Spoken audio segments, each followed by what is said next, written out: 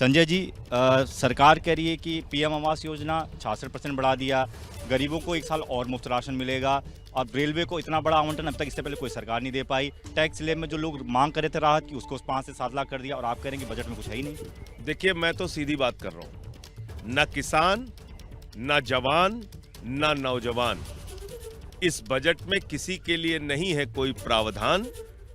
अमृत काल में अमृत के लिए तरस रहा है आम इंसान और पूंजीपतियों की लूट हुई है आसान। यह है बजट पूरा। और कैसे है मैं बताता हूं आपको। देश के 70 से 80 करोड़ अन्नदाता इंतजार कर रहे थे कि उनकी एमएसपी दोगुना होगी। कहीं बजट में उसकी कोई घोषणा हुई? देश के अन्नदाता इंतजार कर रहे थे कि उनको कृषि क्षेत्र में राहत मिलेगी, खाद पे सब्सिडी मिलेगी, तमाम और घोषणाएं उनके पक्ष में होंगी। कहीं इस बजट में उनके लिए कुछ नहीं दिख रहा है।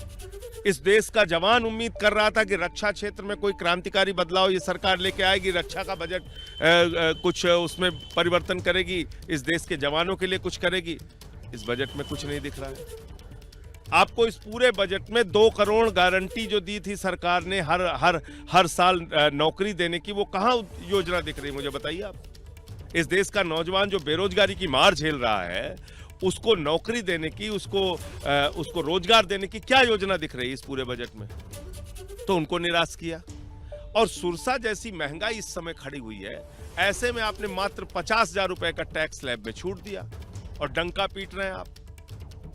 ऐसी महंगाई के समय में आपने 2.5 लाख से बढ़ा के उसको 3 लाख सीमा कर दी टैक्स छूट की। 3 लाख से 6 लाख की आमदनी पे आपको 5% टैक्स देना पड़ेगा। अगर उस टैक्स से बचना है तो आपको तमाम स्कीम्स में अपने पैसे लगाने होंगे।